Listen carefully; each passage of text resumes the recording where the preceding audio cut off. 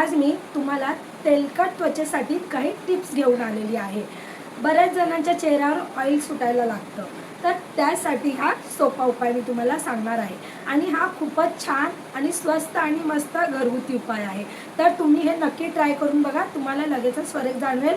चला तर मग मी जास्त वेळ नाही घेत, माझ्या व्हिडिओला मी सुरुवात करते। तर तेलकट म्हणजेच ऑइली त्वचेवरील अतिरिक्त तेल शोषून घेण्यासाठी आणि मुरमे काळे डाग कमी करण्यासाठी हळद म्हणजे टर्मरिक अत्यंत फायदेशीर आहे। हळदीमध्ये अँटीबॅक्टेरियल आणि अँटी इन्फ्लेमेटरी गुणधर्म असतात। तेलकट त्वचेसाठी हळदीचे काही अतिशय प्रभावी घरगुती उपाय मी तुम्हाला सांगणार आहे। तर सर्वात पहिला हळद आणि बेसन म्हणजे बेसन फेस पॅक फायदा। बेसन त्वचेवरील अतिरिक्त तेल शोषून घेते आणि हळद रंग उजळण्यास मदत करतं। कसे वापरायचं? 1 चमचा बेसन घ्या, चिमूटभर हळद घ्या आणि 2 चमचे गुलाबाचे पाणी दही एकत्र करून पेस्ट तयार करा आणि 15 मिनिटे ठेवा आणि चेहरा कोमट पाण्याने धुवून घ्या। तर दुसरा आहे हळद आणि कोरफड जेल, ॲलोवेरा जेल। फायदा काय आहे याने आपल्याला? कोरफड त्वचेला हायड्रेट ठेवतं पण तेलकटपणा वाढवत नाही। 1 चमचा ताजे कोरफड जेल घ्या आणि चिमूटभर हळद एकत्र करून चेहऱ्याला लावा। 15 मिनिटांनी चेहरा स्वच्छ पाण्याने धुवून घ्या। तर तिसरा आहे हळद आणि लिंबाचा रस, लेमन आणि टर्मरिक। तर याचा फायदा काय आहे आपल्याला? लिंबू जे असतात ना, जे आपल्या फेसचे छिद्र असतात म्हणजे पोर्स असतात, ते आकुंचन पावण्यासाठी मदत करतो आणि तेलकटपणा कमी करतो। कसे वापरावे हे? चिमूटभर हळद घ्या, अर्धा चमचा लिंबाचा रस एकत्र करा, त्यात 1 चमचा मध मिसळून चेहऱ्यावर 10 मिनिटे लावून ठेवा।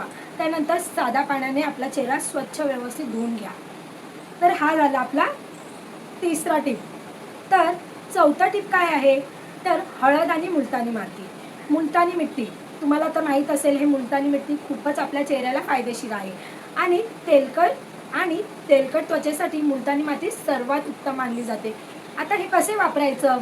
1 चमचा मुलतानी माती घ्या, चिमूटभर हळद आणि गुलाब पाणी एकत्र करून त्याचा लेप तयार करा।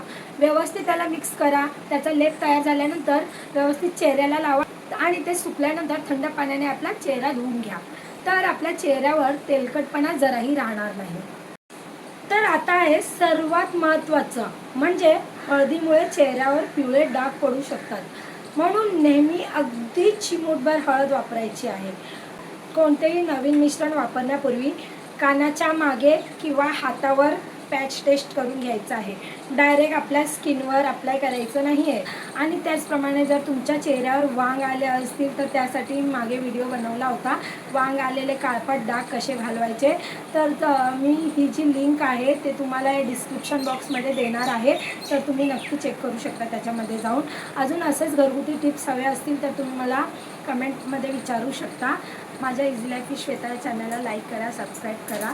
तर आजच्या व्हिडिओसाठी इतकंच, धन्यवाद।